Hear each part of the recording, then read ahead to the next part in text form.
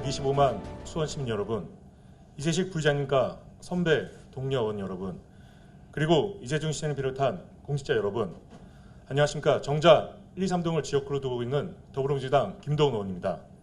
먼저 본 의원에게 5분 자유발언의 기회를 주신 이재식 부의장님 비롯한 선배 동료 의원님께 진심으로 감사 인사를 드립니다. 오늘 본 의원은 수원시 어린이들이 사고 위험에 무방비로 노출된 채로 차도로 등하게 하고 있어 인도 개설이 시급하다는 말씀을 드리고자 합니다. 지난 1월 본 의원은 교통약자인 어린이를 보호하기 위해 통학로의 구분을 명확히 하고 어린이 보호구역과 통학로의 안전관리를 규정 강화하는 수원시 어린이 보호구역 및 통학로 교통안전조례를 개정했습니다. 화면은 자안구 송정초, 송원중 통학로 모습입니다. 차도와 인도가 명확히 구분되어 있는 신도심의 통학로와 달리 산이속 통학로는 따로 인도가 없어 어린이들이 차도로 등하교를 해야 합니다. 주택단지가 많은 원도심의 일부 초등학교는 어린이들이 기본적인 통학로 안전조차 보장받지 못하고 있는 현실입니다. 원도심 학부모들은 자녀의 안전한 교육 환경을 위해 아파트 단지가 있는 곳으로 이사를 가고 있는 것은 아닌지, 이러한 일이 실제 일어나고 있다면 과연 수원 지역균형 발전이 맞는지 묻지 않을 수 없습니다.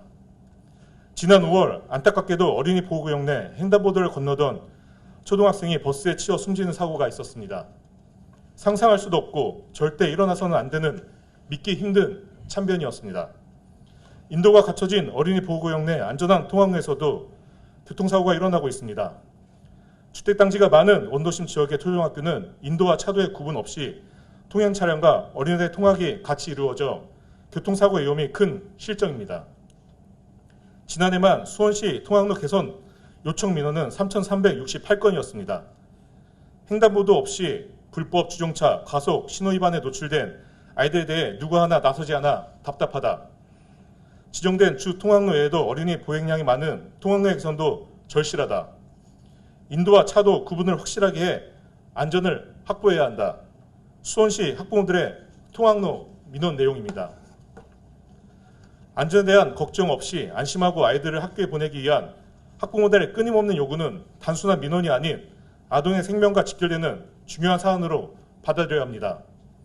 2022년 도로교통공단의 지난 5년간 경기도 보행자 교통사고 현황 발표 자료에 따르면 4,278건의 어린이 보행자 교통사고가 발생했으며 이 중 사망자는 30명, 중상자는 무려 1,280명, 경상자 2,513명입니다.